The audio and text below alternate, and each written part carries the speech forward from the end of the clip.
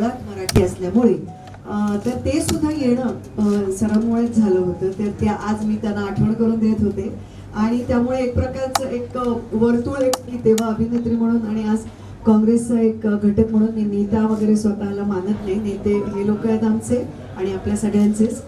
तर ते तुमच्याशी थोडंफार हितगुज करायचं होतं. तुमचे काही प्रश्न असतील तर त्यांना उत्तरं द्यायची होती. त्यामुळे आता मला वाटतं सरांना 2 मिनिटं किंवा तुमचे काही प्रश्न असतील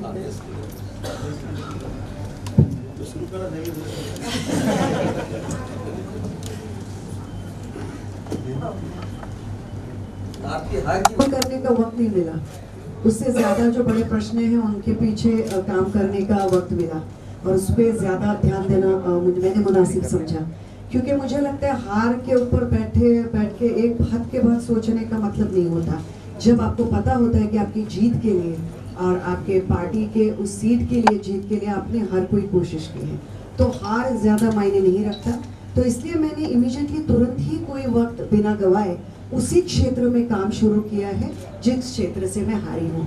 और वो सिर्फ हमारे क्षेत्र में नहीं लेकिन महाराष्ट्र के, मुझे बहुत खुशी है आप सबको बताते हुए कि महाराष्ट्र के अन्य विभिन्न जगहों पर भी मैं पहुंची जहाँ पे बाढ़ आई हुई है.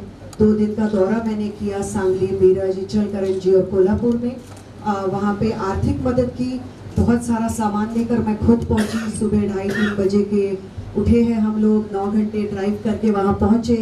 और भगवान ने इतना दिया है एक कलाकार के रूप में कि वो भी एक तरह से यूज करके उनके मायूस चेहरों पे बहुत बड़ी एक खुशी ला सकी, हंसी ला सकी, उन्हें धैर्य दे सकी. और मुझे लगता है अभी का टाइम मुझे ज्यादा इन चीजों में अपने आप को व्यस्त करने में देना मैं मुनासिब समझती हूँ. एक सेलिब्रिटी ते सामान्य कार्यकर्ता इथपर्यंतचा प्रवास तुम्हाला कसा वाटतो मॅडम? अप्रतिम वाटतो. फार सुंदर प्रश्न आहे. कारण का आजपर्यंत महाराष्ट्राने इतकं प्रेम दिलं, इतका आदर सन्मान दिला, एवढं मोठं स्थान दिलं की आपल्या हृदयामध्ये मला स्थान दिलं एक कलाकार म्हणून. आणि त्याची मी कितीही परतफेड करू शकले तरी ती कमीच आहे असं मला नेहमी वाटत आले आणि मी नेहमी माझ्या कार्यक्रमांनी बोलले. पण जेव्हा आपण पक्षाद्वारे काहीतरी करायचा प्रयत्न करतो, कारण माझ्याकरता राजकारण हे पहिलं समाजकारण आहे आणि लोकांकरता काहीतरी मी करू शकेन. ज्या लोकांनी मला एवढं मोठं स्टार बनवलं, कोणाही मोठ्या स्टारचा मुलगा मुलगी नसताना, त्या लोकांकरता माझं सर्वात पहिलं कर्तव्य बनतं आणि ते माझ्या महाराष्ट्रातल्या लोकांकरता बनतं. आणि ते करण्याकरता एक बरोबर बोललात तुम्ही, एक कार्यकर्ता म्हणूनच मी सुरुवात केली आहे, शून्यातनं सुरुवात केली आहे.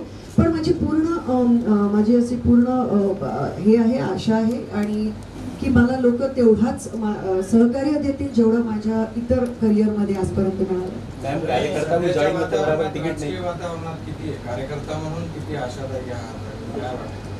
मला असं वाटतं की आता एका कार्यकर्त्याला जितका जोर लावायला पाहिजे तेवढी गरज कधीच पूर्वी कदाचित पडली नव्हती. आणि ती गरज वेगळ्या वेगळ्या लेवलवरची आहे, सामाजिक लेवलवरची आहे, अनेक लेवलवरची. आणि पहिलं तर मी फार हा प्रयत्न करते की एक प्रकारची जाणीव आणि एक प्रकारचं जागृती लोकांमध्ये आणू इच्छिते जे होतंय ते सांगण्याकरता. कारण काय होतं कधी कधी लोक पण फार कोणी आरडाओरडा करून एखादी गोष्ट सांगत असेल तर आपलं पटकन लक्ष त्या व्यक्तीकडे जातं आणि आपल्याला वाटतं हीच सत्यता आहे, पण ते सत्य असतंच असं नसतं. त्यामुळे एक माझ्या परीने माझा एक प्रयत्न आहे की ते सत्य लोकांपर्यंत पोहोचावं, हा प्रयत्न आहे. तुमचं काश्मीरशी एक वेगळं नातं आहे. 370 हटवल्यावर तुमची काय प्रतिक्रिया? 370 हटवल्यावरची प्रतिक्रिया द्यायला आता उशीर झालाय, कारण ते हटवलं गेलेलं आहे. आणि माझ्या मते ते हटवणं एक प्रकारचं फक्त ऑफिशियल एक गोष्ट करणी बाकी होती. त्यामुळे जर देशामध्ये किंवा काश्मीरच्या त्या भागामध्ये डेव्हलपमेंट होणार आहे असं जे आपल्याला सांगण्यात येते तसं झालं तर उत्तमच आहे. प्रश्न फक्त 370 हटवण्याचा नाहीये, ते ज्या प्रकारे हटवलं गेलं ते आहे. ते फार म्हणजे माझे शब्द तुम्हाला तीव्र वाटतील कदाचित, पण अमानुष पद्धतीने केलं गेले. आणि आज तुम्ही विचारलंय म्हणून सांगते. माझ्या तिथे सासू सासरे राहतात, दोघांनाही अत्यंत डायबिटीस आहे, हाय ब्लड प्रेशर आहे. आजचा 22वा दिवस आहे की माझं किंवा माझ्या नवऱ्याचं त्यांच्याबरोबर बोलणं झालेलं नाही. त्यांच्या घरामध्ये साधं त्यांना रोज माझ्या सासूबाईंना जे हे लागतं औषध ते घरामध्ये आहे की नाही, इन्सुलिन लागतं त्यांना इंजेक्शन, ते सुद्धा आम्हाला माहिती नाही. त्यामुळे ह्या ज्या सगळ्या पद्धती आहेत त्या आपल्यापर्यंत पोहोचवल्या जात नाहीत. एक्झॅक्टली 370 काय होतं, त्याचे काय परिणाम आहेत हे सुद्धा बऱ्याचशा लोकांना कधी कधी माहिती नसतं. पण म्हटल्याप्रमाणे आरडाओरडा करून 4 वेळा एखादी गोष्ट सांगितली का तीच वस्तुस्थिती मानून लोक समजून चुकतात की हीच असेल कदाचित. तसं नाहीये. त्यामुळे देवाकडे एक भारतीय म्हणून मी एवढी प्रार्थना करू शकते की जे काही सांगितले गेले ते खरोखरच ते विकास व्हावे तिथे, आणि लवकरात लवकर हे जे कम्युनिकेशन शटडाऊन आहे ते लवकरात लवकर हटवावं. आणि ही विनम्र विनंती मायबाप सरकारकडे करू शकतो आम्ही, एक काश्मीरशी नातं असलेली व्यक्ती म्हणून नाही, एक नॉर्मल सिटीजन म्हणून.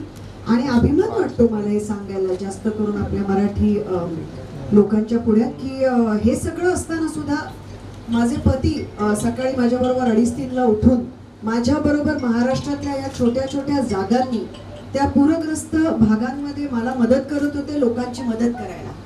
आणि ही खरी माणुसकी, आणि ह्या माणुसकीच्या आणि या प्रेमाच्या सद्भावनेच्या विचारावरती आपला भारत देश घडला, बनला, घडवला गेला आणि आज इथपर्यंत आला. तो त्याच्यावरती आलाय, हे आपल्याला विसरून चालणार नाही. एवढंच मला नम्रपणे तुम्हाला सगळ्यांना सांगायचं. मॅडम, यशस्वी अभिनेत्री म्हणून आयुष्य जगत कार्यकर्ता म्हणून काम करायची काय इच्छा? मला असं वाटतं की मी म्हटल्याप्रमाणे मुळात मी काही सोन्याचा चमचा तोंडात घेऊन आलेले नाही हो जन्माला. त्यामुळे मला एक लोकांशी जे माझं नातं आहे ते कधीच तुटलं नाही. ज्या छोट्याच्या छोट्या मी नाटकांमध्ये कामं केलेली आहेत. मला हे विसरताच येणार नाही की मी जे काय आहे आज त्याचा पूर्ण देवानंतर मी त्याचं एकच क्रेडिट ज्यांना देऊ शकते ते म्हणजे माझी जनता आहे. त्यामुळे त्या जनतेशी कधी संबंध तुटलाच नाही. त्यामुळे माझ्या कॅम्पेनचे पण जर तुम्ही कधी फोटो किंवा फिती बघितल्या तर मी जास्तीत जास्त झोपडपट्ट्यांनी हिंडली, कारण माझा जो विभाग होता तो झोपडपट्ट्यांनी भरलेला होता. आणि त्या लोकांना खरोखरच गरज आहे, म्हणजे आपल्यासारख्या आमच्या लोकांनी काहीतरी त्यांच्याकरता करण्याकरता. त्यामुळे ते फारसं कठीण ना तेव्हा झालं ना आता झालं. कदाचित त्याच्याचमुळे हा जो एक प्रवास आहे तो जास्त सुखकर आणि इझी झाला असेल. काँग्रेस पक्षाबद्दल आपलं काय मत आहे? आपण याच्यात कार्यकर्ता म्हणून काम करतो, का कसं काय? माझ्या मते माझं वेगळं मत नाहीये, जी वस्तुस्थिती आहे या देशाची तेच माझं मत आहे. 1947 मध्ये 2 देश झाले. एक देश आज कुठेतरी मागे पडला गेलाय, जो आपल्या बरोबर झाला पाकिस्तान. आणि एक देश भारत नावाचा इकडच्या नेत्यांनी आणि इकडच्या आपल्याला ज्या प्रकारे आज कॉन्स्टिट्यूशन आपल्या या देशाला मिळालेली आहे त्याच्यामुळे तो जो देश आणि ज्या विचारांवर ज्या गोष्टींमुळे तो देश विकासाकडे गेला, आणि ज्या प्रकारे आपल्या इकडच्या आपल्या सर्व नेत्यांनी सर्व धर्मसमभाव, बहुजन हिताय बहुजन सुखाय ह्या ज्या सगळ्या विचारांवरती हा देशाला घडवलं, त्याचा पाया रचला, त्याचा कळस केला आणि कुठेतरी तो देश पुढे गेलाय. त्याचं एक मोठं हे अर्थातच काँग्रेसकडे जातं, कारण काँग्रेसनेच जास्त करून या देशाला महाराष्ट्राप्रमाणेच जसा महाराष्ट्र नेहमीच काँग्रेसचा होता त्यानुसार ते हे वस्तुस्थिती आहे. ही काही मी वेगळी केलेली वस्तुस्थिती नाहीच आहे मुळामध्ये. पण त्यामुळे आज अशी वेळ आलेली आहे नक्कीच की वेगळ्या काय सांगायचं, लोकसभा निवडणुकीमध्ये म्हणावं तसं यश मिळालेलं नाही, पण त्याच्यावरती काम खूप मोठ्या प्रमाणावर करायची गरज आहे. आणि त्याच्याकरता माझा जो काही खारीचा पण नाही चिमणीचा म्हणे वाटा आहे तो करायला मी इथे आहे. विधानसभा लढणार आहेत का? विधानसभा असा आता तरी विचार नाहीये. म्हटल्याप्रमाणे सध्या फक्त इतर ज्या गोष्टी आहेत तिथे तिथे जाऊन लोकांशी म्हटल्याप्रमाणे, कारण काय होतं की जेव्हा इलेक्शन असतात लोकसभेची होती तेव्हा आपण जास्त करून आपल्या कॉन्स्टिट्युएन्सीमध्ये अडकून राहतो आणि कुठेतरी आपल्या लोकांशी संवाद साधता येत नाही. त्यामुळे आता तरी हा वेळ मी ते करण्याच्या मागे लावलाय. नांदेडमध्ये किंवा महाराष्ट्रामध्ये तुम्ही विधानसभेच्या प्रचाराला येणार आहेत का? जर आमच्या नेत्यांनी सांगितलं तर जरूर येऊ. मौजूदा बीजेपी हुकूमत की जानिब से अपोजिशन के खिलाफ एक साजिश रची जा रही है, उसको आप किस तरह से देखते हैं? उसकी वजह से कांग्रेस के या राष्ट्रवादी के नेता दबाव में या डरे हुए नजर आ रहे हैं क्या? मुझे लगता है नेता ये जो वर्ड है ना, ये जो शब्द है उसके साथ डर और दबाव जाना नहीं चाहिए. एक अगर आइडियल सी दुनिया देखे तो मुझे लगता है कि जो गलत वक्त पे अपने विचार बदलते हैं, अपनी सोच बदलते हैं, वो उनको मुबारक हो. बाकी मुझे लगता है नेता बनने के लिए सबसे बड़ी चीज़ अपने आप के विश्वासों पे, विचारों पे अटल बने रहना, ये सबसे बहुत महत्वपूर्ण बात होती है. और इस विचार पे चलकर मैं अपनी ज़िंदगी जी हूँ और अपना आगे का भी करियर बनाना चाहती हूँ। बाकी मुझे लगता है अगर ऐसा है तो बहुत दुख भरी बात है, क्योंकि एक लोकशाही तंत्र में ये बहुत गलत बात है।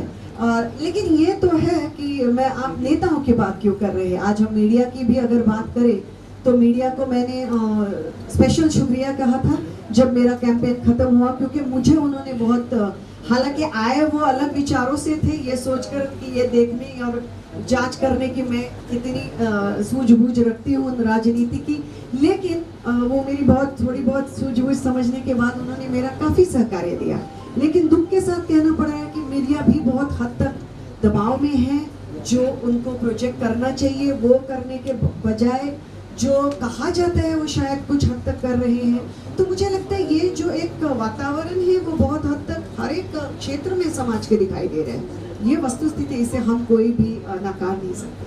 मैम, सेलिब्रिटियों को टिकट आसानी से मिलता, आपको कार्यकर्ता नहीं बल्कि सेलिब्रिटी के तौर पर टिकट दिया गया था। तो आप सेलिब्रिटियों को ये बुरा नहीं लगता कि कोई एक कार्यकर्ता या फिर लीडर जमीनी सतह पर काम करता और आइन इलेक्शन में आप जैसे सेलिब्रिटी आके उसका हक छीन लेती, तो ये नहीं, ये देखिए ये बहुत सही बात कही आपने, लेकिन ये बात भी आपको समझनी चाहिए कि जो लोग आते हैं उसके लिए एक ही रूल नहीं बन सकता। जहाँ पे इंसानों की बात होती है हर जगह पे 1 किलो मतलब 1000 ग्राम नहीं होता। तो हर इंसान अपनी अलग शख्सियत विचार लेकर आता है। तो मुझे लगता है, मुझे बहुत अभिमान है ये बात कहने के लिए कि जो मेरा कैडर रहा है, जो मेरे कार्यकर्ता, जो मेरे साथ लोग जुड़े हैं, वो आज भी कुछ मेरे साथ भी आए हैं यहाँ पर मुंबई से लेकर गाड़ी से आए हैं। वो इस वजह से जुड़े हैं कि कहीं ना कहीं मुझ में उन्होंने वो काम करने की, वो उन तक पहुँचने की, उनके थ्रू लोगों तक पहुँचने की एक तरह की विचार देखे हैं और वो जो सही विचारों को आगे लेकर जाने की सोच देखी है। तो मुझे लगता है कि हर एक व्यक्ति का अपना ये होता है। अगर मैं अपने रूम में बैठ के उनसे अगर काम करवाती और कुछ करती ही नहीं तो शायद उनका यह मानना सही होगा। लेकिन मैं खुद ये कोशिश करूंगी कि मेरे साथ यहाँ पर और हर जगह जो कार्यकर्ताओं ने काम किया उनमें से जो भी जिनको भी चाहिए उनको आगे आने की मैं खुद कोशिश करूँगी कि वो आगे आए। इंडस्ट्री के तमाम लोग जो सेलिब्रिटी थी बीजेपी से लड़के चुन के आ गए, आप कांग्रेस से लड़ी और अनफॉर्चुनेटली हार हुई, इसका कोई अफसोस है आपको? बिल्कुल नहीं, क्योंकि कुछ लोग धारा के साथ बहते हैं और कुछ लोग विचारधारा के साथ बहते हैं और मैं विचारधारा के साथ खड़ी रहने वाली व्यक्ति हूँ। मैं धारा में तो इस भी नहीं बहूँगी उस भी नहीं, तो क्योंकि मैं विचारधारा के साथ थी और ना कि धारा के साथ, तो इसलिए मैंने जो विचारधारा सही समझी उसके साथ खड़ा रहना सही समझा। अभी हार और जीत उसके बाद में उस क्षण की सच्चाई है, ना कि पूरे अस्तित्व की सच्चाई है। तो मुझे लगता है आने वाला वक्त बेहतर मेरे ख्याल से सच्चाई को आगे लाने में। मॅम, जनता जनार्दन सर खूप हुशार आहे, आपण म्हणतो जनता दुर्गुणी नाही, जनतेला सर्व काही कळतं आणि त्यांनी जर आशीर्वाद दिला तरच आपण निवडून येणार। मग आपल्याला असं म्हणायचं का आपण आता मीडियावर आरोप लावला तर जनतेला कळत नाही म्हणून बीजेपी येते, जनतेवर थेट आरोप आहे का मीडियावर? नाही, मला असं नाही काय म्हणायचं, मला अजूनही जनतेमध्ये विश्वास आहे। मला अजूनही असं वाटतं की ते जे काही विचार करतात, पण असंही होऊ शकतं की जनतेच्या समोर जे प्रश्न ज्या प्रकारचे चित्र रेखाटलं जातं त्या कुठेतरी भरामध्ये, त्या भावनेच्या भरामध्ये माणूस विचार करू शकतो, त्याच्यावरती निर्णय घेऊ शकतो। आणि खरं सांगायचं तर मी नवी आहे खरं तर या गोष्टीवरती उत्तर देण्याच्या, मी माझे प्रयत्न करू शकते आणि म्हटल्याप्रमाणे माझ्यातर्फे लोकांपर्यंत ते संदेश पोहोचवू शकते।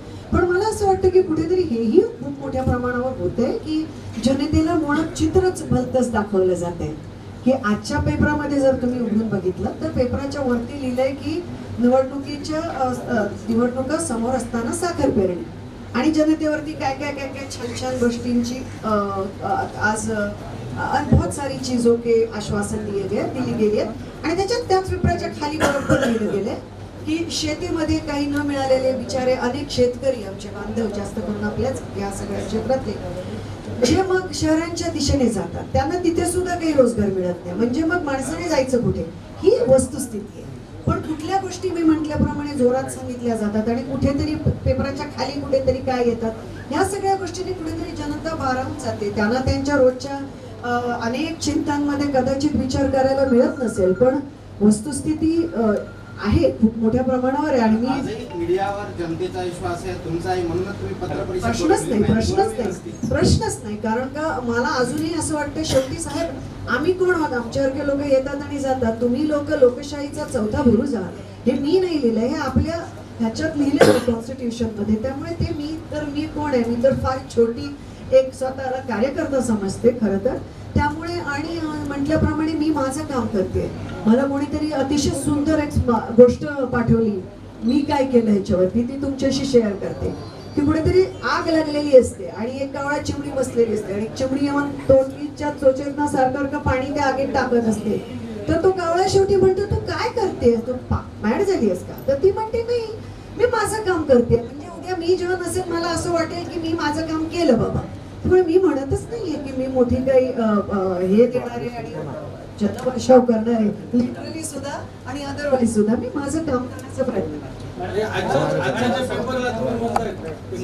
मध्ये ह्या प्रश्नांची उत्तरं आहेत, जिथे मी हात जोडून गडगडीची विनंती केलेली की स्वतःच्या आयुष्य सांगितलं गेलं आहे की एक व्यक्ती म्हणून किंवा एक ह्युमन बिंग म्हणून फार मुश्किलीने मिळतं, तर ते आयुष्य मिळते, त्याचे जपा, स्वतः करता जपा आणि तुमच्या जे लोकांचं तुमच्यावर प्रेम आहे त्या कुटुंब करता जपा.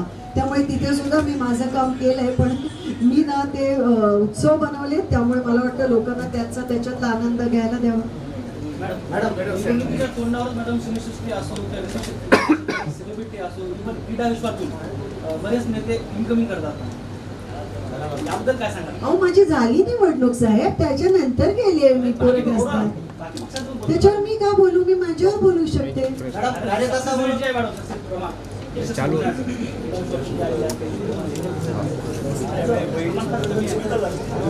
सत्ताधारी पक्षात सेलिब्रिटी जातात, मात्र आपण काँग्रेसच का निवडलं?